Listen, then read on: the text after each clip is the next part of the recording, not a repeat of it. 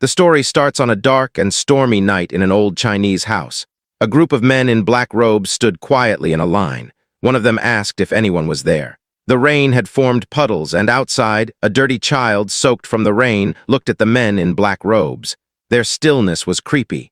Among them, a man with red eyes looked closely at the boy, wondering how he could be living in the empty martial academy. He called the boy a young warrior and politely asked if they could stay there for the night to get out of the rain. The boy watched them closely, curious about who they were. He was surprised they spoke so nicely, especially since he was just a kid. He thought they might see him as a young caretaker of the closed academy. Wanting to be polite, he greeted them back and figured they probably weren't bad people. He said he had been living in the empty academy for a few years and told them they could stay wherever they wanted. But he pointed to the pavilion where he stayed and asked them not to use it. The men thanked the young warrior for his kindness. Their leader told everyone to avoid the boys' pavilion and find shelter somewhere else. He asked if they understood, and they all said yes. They went to find their spots. The boy read the word on their robes. It said Tang. He wondered if they were from the same clan. He was curious about what kind of people they were, but he had other things to do. He went into his pavilion. He was busy because it was time for the kids' dinner. The serious mood changed as the boy looked happy. He happily called everyone to eat. There was a big pot. He cheerfully lifted the lid, revealing a small, brown, cricket-like insect inside. The boy remarked that he was almost late and these insects must be starving. He then opened another pot. Inside was a charming, large spider known as the black earth tiger, a tarantula native to Hainan, China. It's a big species growing up to 20 cm with unique stripes that resemble a black tiger. With a chopstick, he picked up an insect to feed Black. As he fed him, he expressed his gratitude for Black's presence, saying he couldn't imagine surviving without these creatures. Black eagerly munched on the insect. The boy was delighted with Black's reaction. He was amazed that this spider, once the size of a fingernail, had already shed its shell twice and grown significantly. He was thrilled. After Black had eaten, the boy opened a drawer. Inside was an orange lizard with white stripes. It was a Baolang cave gecko, another native species known for its striped body and tail. The boy mentioned how difficult it was to get one in his past life because he had no money. But now he could find them everywhere outside. His life was full of joy watching them. As he fed the gecko, it bit him. He yelled and shook his fingers to dislodge it, but it held on tightly. This moment reminded him of his past. Before ending up in this body, he was a streamer. A streamer with a huge following of 1 million subscribers. He was a professional biologist known as Spicy Fabry, focusing on venomous insects and animals. The trouble began during a live broadcast celebrating his 1 million subscribers, featuring the 10 most dangerous vipers in the world. The most dangerous among them, the black mamba, was seen as the most aggressive, and his trip to Africa to find it led to his demise. He explained to his viewers that he didn't have it yet, and finding it was quite challenging. He decided to take a break and planned to search for it again. His viewers assured him they would wait. He was exhausted and couldn't locate it. In the chat, viewers were worried that the black mamba might be in his house and could bite him. The elusive snake, which he had searched for tirelessly, was actually curled up on top of his refrigerator. During the live stream, it bit him swiftly, and just like that, our boy died. Now back to the present, he frowned, thinking about how it happened after all his hard work. Meanwhile, an elderly man in a black robe stood outside his pavilion door. He knocked and called for the young warrior. The boy opened the door and asked if there was anything wrong. The man expressed his gratitude for the shelter from the rain. He invited the boy to join them for dinner, mentioning they had caught a deer. The boy was thrilled to hear this. He loved meat. Until now, the only meat he had eaten was from snakes and lizards. He gladly accepted the invitation and joined the others. They had set up a bonfire. Everyone gathered around, watching the deer cook. The elder noticed the boy drooling at the sight and mentioned that the deer would take some time to be ready. In the meantime, he asked if he could ask a few questions. The boy felt a bit embarrassed for staring too long but agreed to answer. The elder asked if the boy lived alone and how old he was. The boy wasn't sure if he was 14 or 15. He decided to make up a story that he had hit his head as a child and didn't remember much. When asked if he stayed there by himself, he said yes, explaining he had no special talent. He just caught snakes and sold their skins to get by. The elder was surprised he did such a risky thing. The boy replied that he was used to it. Someone brought over some cooked meat so they could eat first. An old man commented that the young warrior must be hungry. The boy thanked the elder. He mentioned it had been a long time since he had any meat. As he bit into it, he looked genuinely happy. In his mind, he thought, "This is happiness." The older men watched him with smiles. They asked the boy to listen while he ate. The elder explained they were searching for something and asked if he had seen anything unusual. The elder hesitated about sharing more. The white-haired elder suggested to the patriarch that, since they owed the young warrior, it might be fine to tell him. Besides, the boy probably wouldn't understand, and living alone, he wouldn't spread the word. The patriarch agreed with his father and began to explain. They were looking for a centipede with a blue spot on its body. The boy was taken aback by this. They called it the blue spot centipede. It was large, so they thought the boy might have come across it. He asked how big it was. The patriarch said that if it were an adult, it could easily swallow someone the boy's size. The boy went pale at the idea of such a gigantic centipede. He started to question his assumption that he had just traveled back a few hundred years. Maybe he was in another world altogether. The white-haired man reassured him not to worry as they were close to catching it. The boy wondered if they intended to catch and raise it. The elders were puzzled by the idea of raising it. The white-haired elder was entertained and burst into laughter. They found the notion of raising a blue spot centipede amusing. The patriarch remarked on how funny the young warrior was. The white-haired elder clarified that raising it was impossible. They intended to use it for medicine. This confused the boy, who thought they might be traders, but now wondered if they were involved in something illicit. He asked how centipedes could be medicinal. The white-haired man explained that his granddaughter was gravely ill, and the centipede's inner core was the only thing that could save her, so they were determined to find it. The boy was trying to piece everything together, and the patriarch confirmed his thoughts. The white-haired elder's granddaughter was indeed his daughter. To the boy, it seemed like they were willing to try anything to help her, given her critical condition. Though he doubted centipedes could be used as medicine, he understood the lengths parents would go for their children. Feeling sympathy for both the girl and the centipede, and grateful for the meal the men provided, he decided to offer his help. He began speaking about the centipede, prompting the patriarch to ask if he had seen it. He replied no, but mentioned that while he might not know exactly what a blue spot centipede is, he might have an idea of where to find it. Despite his death by snakebite, Spicy Fabry was exceptionally knowledgeable about venomous creatures. Out of the estimated 8.7 million species, about 20,000 are known to be venomous, and he had knowledge of each one. Centipedes were no exception. With expertise in venomous animals, Spicy Fabry was like a walking encyclopedia. The boy recalled his extensive knowledge about centipedes, as if flipping through a mental book. In his mind, he scanned through the information and soon found what he was looking for. Back in reality, he told the elders he might know where to find the creature. The men were surprised and eager to know where.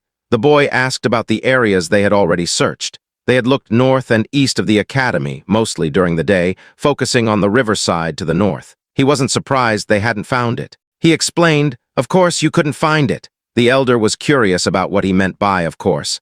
They urged him to explain. Centipedes, being part of the Arthropoda phylum and Chilopoda class, have a wide range and, being cold-blooded, require shelter to regulate their temperature and humidity. Another interesting fact is that, unlike most insects with a waterproof layer, centipedes have weak waterproofing and pores on their shells. So they don't actually prefer wet places. They need high humidity but dislike being overly wet, yet they can't survive long without water. Thus, the blue spot centipede is unlikely to be found in jungles or by the river. The elders were surprised, as they thought centipedes preferred places like rotten wood cracks. The boy explained that while small ones might be found there, they were searching for a big one. Large centipedes can't stay in jungles or near river rocks because they wouldn't be able to hide. The elders exchanged glances, nodding in silent agreement. They asked where they could find the centipede, promising the boy a big reward if they succeeded. The boy smiled. He pointed west, suggesting they search the Rocky Mountains in that direction. Centipedes enjoy resting under warm rocks during the day and come out at night. A few hours later, they were at the Rocky Mountains, searching thoroughly. The patriarch stood atop a tall, narrow rock, watching closely. One man approached him, suggesting the young warrior might be mistaken. He decided it was time to call it a day. He ordered the signal arrow to be fired, gathering the search team. As the arrow flew, the men gathered around a bonfire. Though exhausted, they still hoped the young warrior was right. They wondered why the centipede remained elusive but believed in the boy's intelligence. The patriarch remained silent. Eventually, with a pained expression, he spoke of his daughter, Hueyun, considered the most exceptional talent in the Tang family's history. He questioned if the heavens had abandoned her. Suddenly, someone announced the Grand Patriarch's return. The Patriarch welcomed him back, and they gathered around the bonfire.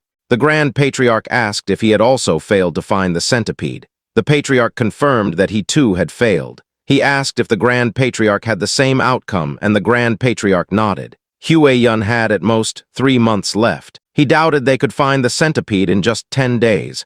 Silence fell over the group. The Patriarch suggested exploring the south the next day since they hadn't found any traces there. The Grand Patriarch agreed, noting the lack of traces. This statement sparked a realization in the Patriarch. He laughed heartily, admitting he couldn't believe what he had overlooked. He declared that they were indeed in the right place. The Patriarch asked if the Grand Patriarch had noticed something. The Grand Patriarch replied no, but as the Patriarch mentioned, he hadn't sensed any presence or trace. The Patriarch was puzzled. The Grand Patriarch explained that the absence of traces suggested it was there. He asked the Patriarch if he had seen any signs in the past 3 days. The Patriarch admitted he hadn't seen any animals, droppings, or territorial markings. That was when the Patriarch understood. The Grand Patriarch clarified that it was exactly as it seemed. It was unusual not to find any animal traces on such a large mountain. The Patriarch considered the possibility of a territorial creature. The Grand Patriarch suspected that other animals had either fled or become prey to the centipede. He patted the Patriarch's shoulder, assuring him that the blue spot centipede was indeed there. They felt hopeful that they could save Hueyun. The Patriarch wore a sad yet hopeful expression of a father. Suddenly, they felt the ground tremble. Alertness spread through the group. Panic set in as cracks appeared in the ground. The area around the bonfire began to crumble. Unexpectedly, it rose from the earth. Confusion swept over them as they tried to understand what was happening. A limb emerged from the ground, soon followed by another. They pointed at the creature as it surfaced, fear gripping them. Even the Grand Patriarch was filled with unease.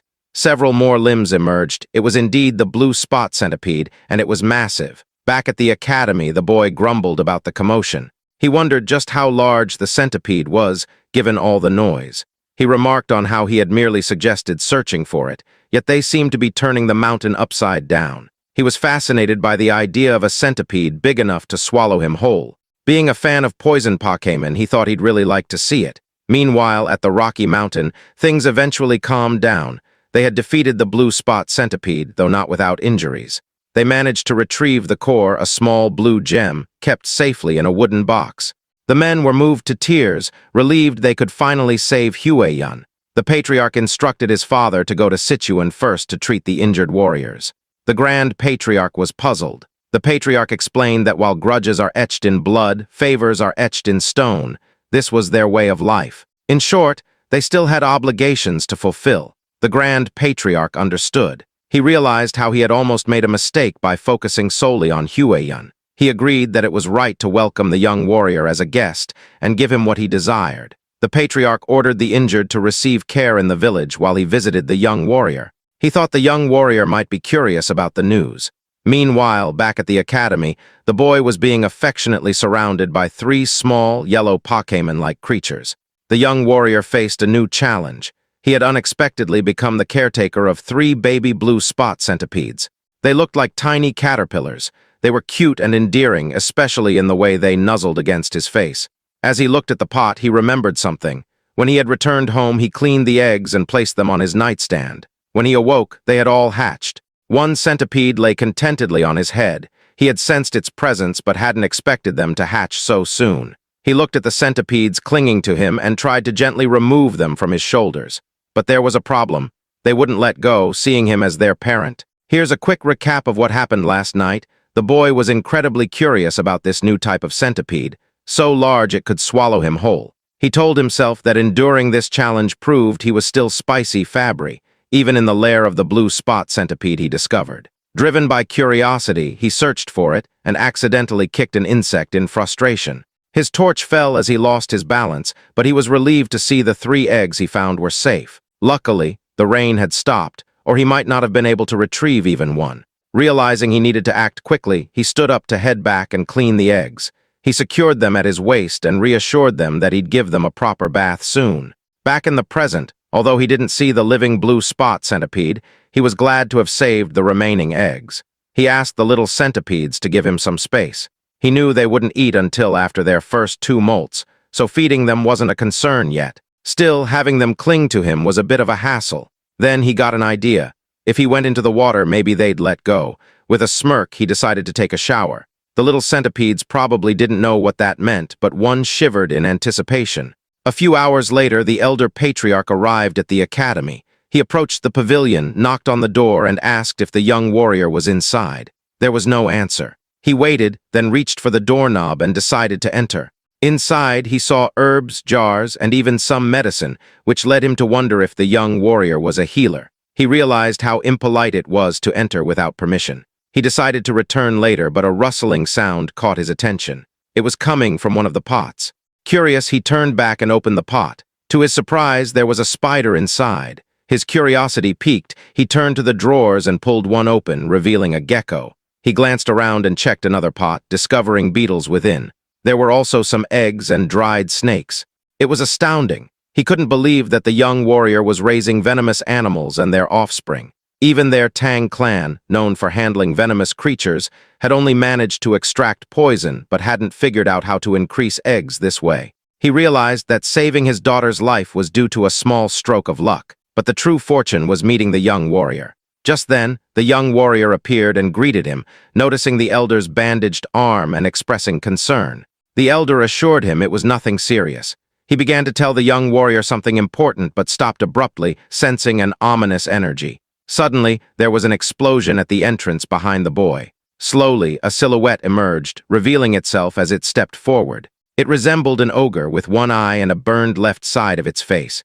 The elder instinctively pushed the young warrior aside, urging him to run. The boy was startled and confused. The monster let out a loud roar, assuming an aggressive stance.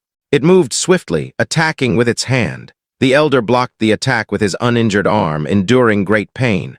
The monster then pushed him back, sending him flying.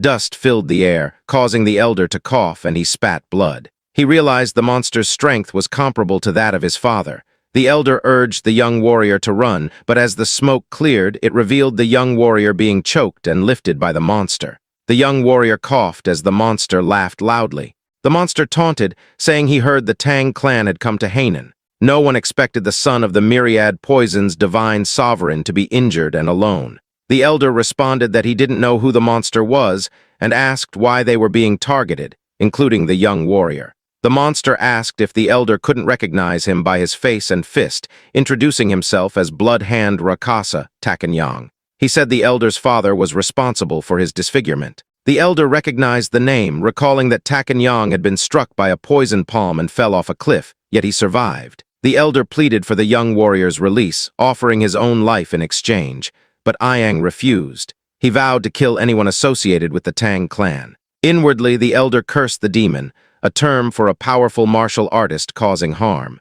Ayang showed no intention of sparing the young warrior. The boy's face turned pale from lack of air. Ayang laughed and declared he would die. The young warrior weakly begged for mercy, nearing his limit. Suddenly, 3 pairs of fierce eyes appeared. The little centipedes dashed onto Ayang's arm. It was their moment to shine. These small but fierce centipedes attacked and bit Ayang all over. Ayang was bewildered by the centipedes and dropped the young warrior. Furious, he shouted that even centipedes couldn't harm him. Suddenly, his neck turned violet and he coughed up blood, collapsing to the ground in agony. The young warrior was surprised and confused to see that Ayang had died. He moved away and asked the elder if Ayang was indeed a bad person. The elder, having witnessed everything, was astonished. His jaw dropped, but then he broke into a wide grin, realizing the young warrior was more than just a guest. The elder thought the young warrior should definitely become part of the Tang clan. A few days after Ayang's collapse, someone sighed. The young warrior was tending to the elder, placing a wet cloth on his forehead as he rested. The elder thanked him. The young warrior suggested that instead of thanking him, the elder could tell him where his companions were so he could check on them. However, he realized he couldn't leave the elder alone, and they couldn't call a doctor either. The elder reassured him not to worry, saying he would recover with a few days of rest. The boy was amazed at how calm the elder was after such a serious injury. He told the elder to stop being so nonchalant when he was in critical condition. The elder responded that he was fine because he was a martial artist. The young warrior was clueless and asked if martial artists were the kind who flew around and shot fireballs. The elder chuckled and explained that not everyone could do that, but it was one way to describe it. Spicy Fabry was amazed. It was yet another reminder that he truly was in a different world. Otherwise, a centipede as large as a house wouldn't make sense. The elder expressed that he owed his life to the young warrior who had saved him. Introducing himself formally despite his condition, he said he was Tang Kaolson of the Sichuan Tang clan. Finally, the young warrior introduced himself as well. His name was Y Soryang. Kaolson noted that So means small and Ryang means dragon. He thought it was a good name. Kaolson mentioned he had many questions he'd like to ask. Soryang encouraged him to go ahead. Kaolson asked if the centipedes on Soryang's body were venomous. Soryang gently rubbed one of the centipedes on its belly and confirmed, yes, since they are blue spot centipedes. This revelation made Kaolson sit up abruptly, astonished. He asked if Soryang had tamed them and how he managed to do it. Kaolson also mentioned that, while waiting, he noticed other venomous creatures and wondered if Soryang was raising those too. Soryang said it was a long story and asked if Kaolson was okay with hearing it. Kaolson assured him he didn't mind. Soryang began explaining, starting with the egg of the blue spot centipede. When he finished, Kaolson asked for confirmation that Soryang had raised it from an egg. Soryang nodded, saying he could roughly predict when it would hatch. To Kaolson, this was beyond comprehension. How did the boy manage such a feat? Soryang asked him to hold on for a moment. He went to one of the drawers, retrieved 2 lizards, and proudly showed them to Kaolson. The first lizard had a brown body with yellow stripes and white stripes on its tail, an ordinary striped lizard. Then there was another one. By breeding lizards with larger white stripes on their tails, he had produced one with a brown body and a white tail, no stripes. Kaolson asked if Soryang was saying he had bred that color. Soryang blushed and happily confirmed it, saying he thought it was pretty. Kaolson regained his composure and inquired if Soryang could pair ones with strong poison to create an even more venomous breed. Soryang responded with a huh. In his mind, he thought it was theoretically possible. He explained that if they knew which had the stronger poison, it could probably be done. He was still speaking when Kaolson exclaimed, "Really? That's possible?" Soryang was taken aback by the elder's intense reaction. Kaolson immediately urged him to join his family. Soryang was bewildered. Kaolson tempted him further, promising that if he joined, they would generously teach him all their martial arts, provide access to all sorts of elixirs, herbs, and any poisons he desired. Kaolson claimed that someone like Soryang could even capture or raise the legendary 10 great venomous creatures of the Central Plains martial world. As if that wasn't enough, Kaolson added, not to brag but to offer, the chance to meet one of the 3 flowers of the Central Plains, his daughter. Soryang exclaimed, "Hold on," and asked Kaolson to repeat what he had just said. Kaolson, amused, remarked that even though Soryang was young, he was still a man. He resumed talking about the flowers of the Central Plains, but Soryang interrupted, telling him to forget about that. Soryang wanted to know more about the 10 great venomous creatures of the Central Plains and asked if they were as amazing as the blue spot centipede. Kaolson assured him, of course. He explained that while the blue spot centipede was impressive, it was ranked lower compared to the 10 great venomous creatures. From giant scorpions to golden frogs that glitter like gold, whatever Soryang imagined, the reality was even more extraordinary. Kaolson smiled, seeing that he had successfully piqued Soryang's interest. Soryang looked excited, his eyes sparkling with curiosity. 2 days later, a Tang clan member was shocked to learn that Blood Hand Rakasa, Tak Iyang, had appeared. Kaolson explained that Iyang had been hiding and refining his martial arts, reaching a level close to his father's. The Tang clan members realized that if the patriarch had sent such a man to his death, he might have reached the realm of 10,000 poisons. They congratulated him. The patriarch corrected them, saying he hadn't achieved that. He revealed that it was the young warrior who had defeated Iyang. The Tang clan members were astonished.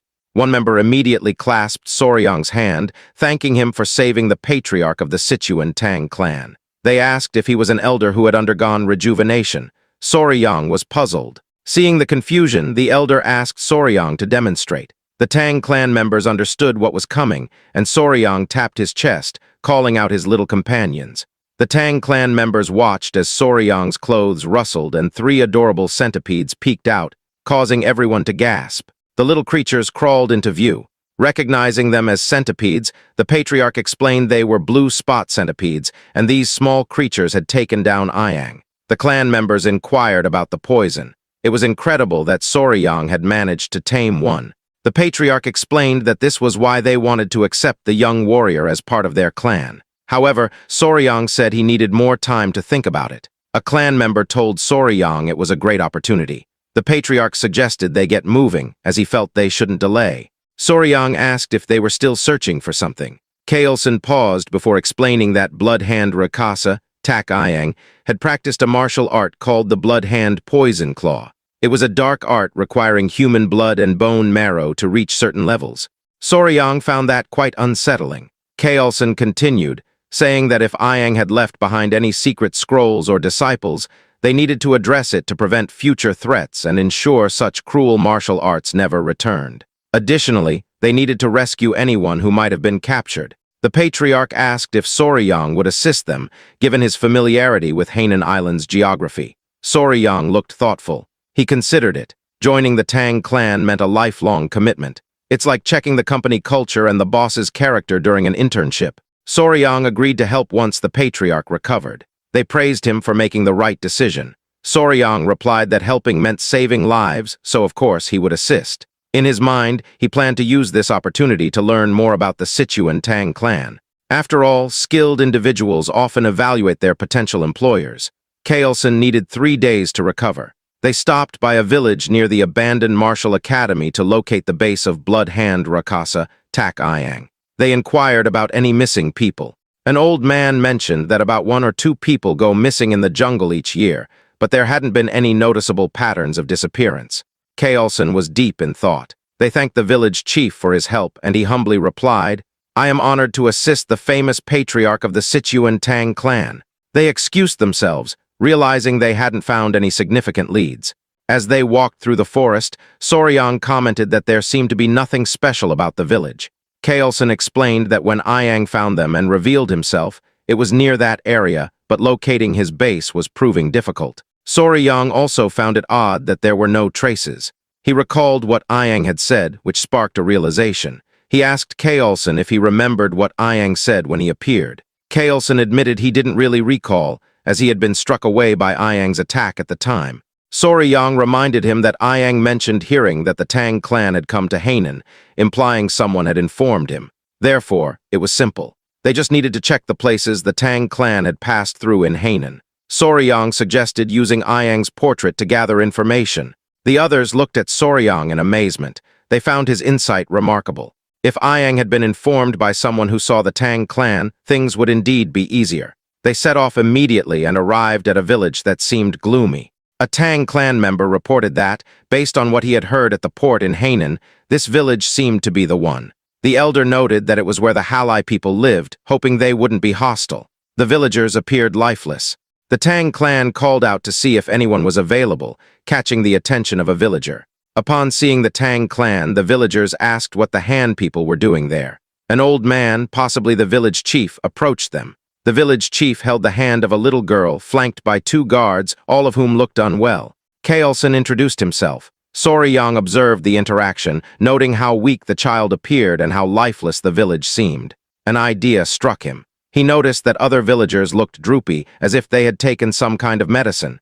The village chief assured them that no one was missing and nothing unusual was happening in their village. He urged them to leave. The elder began to comment on the disparity between the number of houses and people, but was interrupted by the village chief, who insisted there was nothing to concern themselves with. Once again, they were asked to go back. Kaelson and Soryang were taken aback. Kaelson whispered to Soryang, recalling his earlier comment that the Halai people were supposed to be friendly. Soryang had no response. He noticed the little girl again. She suddenly collapsed. Everyone was shocked. The village chief cradled her in his lap, tears welling up in his eyes.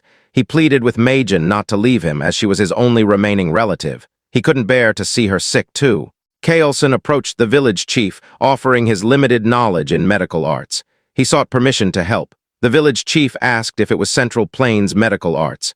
Kaelson confirmed. Though not a physician, he had some medical knowledge and asked if he could examine the child. The village chief allowed him to proceed. The village chief then explained that a plague had been spreading through the village, causing children to die and healthy people to suffer. Kaelson promised to do his best to help. The village chief expressed his gratitude as they brought the girl inside. He scolded the guards for standing idly and instructed them to guide the physician and his party into the house. They hurried towards the house. Soryang asked a Tang clan member if the elder knew medical arts as well. The man confirmed. He explained that the Tang clan's martial arts involve dealing with poisons, making them proficient in medicine. Since martial arts begin with understanding one's body, some knowledge of medical arts is necessary. Soryang initially thought they were an assassin group that used poison. He considered that if he joined the Tang clan, it would be beneficial to learn medical arts instead of the frightening poison arts. The man added that they sometimes capture wicked individuals, inject them with poison, and observe the reactions.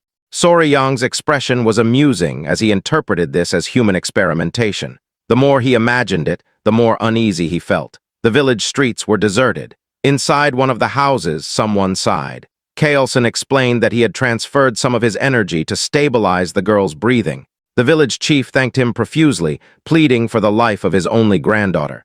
Kaelson mentioned something odd about the child's pulse and asked if she had a weak heart from birth. The village chief explained that she had been sick for half a year. Besides his granddaughter, others in the village had also fallen ill with what they called a mysterious disease.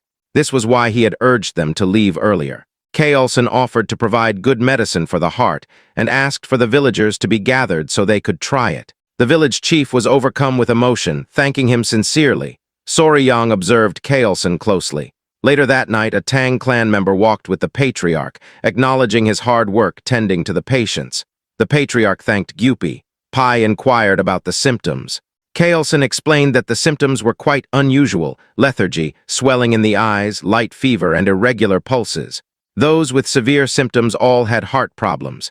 Kaelson asked where Soryang was, and Pai replied that Soryang, likely exhausted from helping all day, had fallen asleep. He had left him in his room. Kaelson agreed, noting that Soryang had been following them without knowing any martial arts, which would naturally tire him out. Kaelson decided to check on him, and Pai offered to lead the way. They entered the room, finding Soryang sleeping soundly on the bed with his 3 centipedes resting in a basket. Kaelson peeked through the door. Noticing something, he immediately entered and raised his hand towards Soryang. His hand came down heavily, waking Soryang with a sting on his cheek. Kaelson was glaring at him. Soryang, confused by the sudden action, instinctively moved away, cradling his sore cheek. He gritted his teeth, growing angry, and demanded to know why Kaelson had done that, complaining about the pain. The elder apologized, explaining that there was a bug on Soryang's face and he had tried to catch it. Soryang found this hard to believe, but Kaelson asked him to listen. He explained that he had stopped by to check on Soryang before sleeping and had noticed a bug on his face.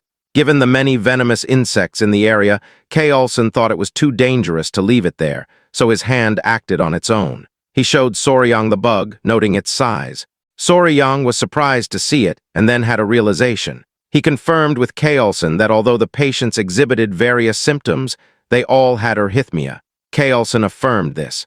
Soryang then identified the cause of the town's illness, pointing to the bug and saying it was the kissing bug, a species from the Reduviidae family. The kissing bug got its name because it often bites around the eye or lip area, sucking blood quietly, even more so than a mosquito. This is why they're also known as vampire or assassin bugs.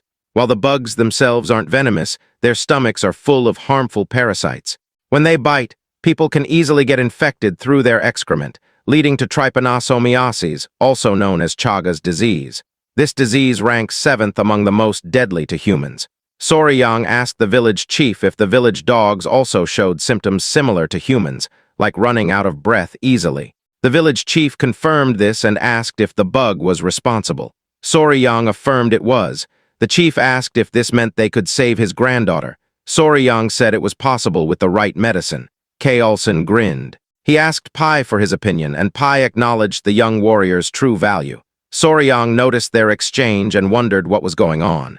They reminded him that they were from the Sichuan Tang family. Soryang looked puzzled, and Kaelson repeated the statement. In his mind, Soryang wondered, so what? His expression was both annoyed and confused, which was amusing. Kaelson explained the concept of gu, described as venomous parasites or witchcraft, created by evil men in China. These men used the bugs to inflict pain or control others. Soryang found this incredible. Kaelson agreed, but noted that many martial artists had been killed by gu or forced to commit terrible acts, like harming their own families or becoming slaves to these evil men. This is why many have tirelessly sought an antidote to counteract goo. Kaelson explained that they were referring to cures that either expel the goo from the body or dissolve and kill them inside. Soryang started to understand. Kaelson then asked who might succeed in creating such a cure, and proudly declared that, of course, it was the great Sichuan Tang family. He assured them that if they had a remedy that could dissolve a fist-sized worm inside the body, a tiny bug wouldn't be a problem. He showed the curse melting orb, noting that even a small amount of the medicine should suffice. Soryang expressed his admiration, though he privately thought the name was quite fancy for an anti-parasitic drug. The Tang family assured the village chief that they could save his granddaughter. In the end, the villagers began to recover, starting with the chief's granddaughter. The chief was immensely relieved. The villagers' warm hospitality served as a delightful bonus. Their bright and cheerful demeanor affirmed the positive rumors about their personalities. Kaelson acknowledged that it would have been challenging without Soryang identifying the cause. He told everyone that the gratitude belonged to Soryang. The villagers thanked the young warrior, calling him their savior. Though the Tang family's medicine cured the villagers, Kaelson gave all the credit to Soryang. Seeing Soryang receive the thanks warmed Kaelson's heart, as if he were being thanked himself. Soryang was moved by this. The villagers celebrated, tossing Soryang into the air repeatedly. Later, the village chief whispered to Kaelson about their earlier conversation at the village entrance. Kaelson asked what it was about. The chief referred to the villagers with missing people. Kaelson remembered and asked for details. The old man, wishing to repay their kindness, shared a strange story he heard. Among the village women, one was from another village and told him about a tragedy a few years back where people disappeared. They believed they had found a lead. Kaelson asked the location of the village. The chief said it was a small village to the west. Upon arrival, they were greeted by the stench of corpses. They knew they were in the right place. Kaelson observed the scene. Corpses, trash, and bugs littered the area, with poison lingering in the air. Pai warned Soryang not to look due to the gruesomeness, but Soryang had already seen it all. A man pointed out something unusual, a gold chicken foot. It was pecking at the corpse of a snake. Just kidding, it was a mysterious bird. The bird had a golden tail, and its body was a mix of purple, pink, and black. It looked almost magical. One person couldn't bear to see the bird dishonoring the dead any longer and picked up a rock to throw at it. Kaelson tried to stop him, but it was too late. The rock missed, but they caught the bird's attention. The man was furious, but Kaelson placed a hand on his shoulder, cautioning him that something felt off. The bird spread its wings, releasing a miasma into the air. Soryang was taken aback as he watched the miasma melt the skeletons. Someone grabbed Soryang by the mouth to protect him. Kaelson quickly ordered everyone to run while covering Soryang's mouth and nose. He explained that the creature was a jianiao, which means poison-feathered bird. After escaping to safety, the group gathered around Kaelson. He described the bird, noting its 5-foot wingspan. Its beak was sharp and bronze-colored, and its body was covered in purple feathers. When it spread its wings in anger, everything around it turned black and died, poisoned by its presence. It had a golden crown on its head, giving it a truly regal appearance. Kaelson identified it as a Gen or Jianiao. Soryang's eyes lit up with enthusiasm as he asked if it was one of the 10 great venomous creatures. Kaelson confirmed it was. He explained that the Jianiao occupied the top position among the great venomous creatures, known as the king of all venom. Soryang was thrilled. In his mind, even the venomous insects and snakes of Earth seemed tame compared to this creature. He marveled at how biochemical weapons seemed to roam freely in his current world. Kaelson mentioned that the Jianiao seemed to have been drawn there by snakes carrying venom. It said that the Jianiao only eats the heads of venomous snakes.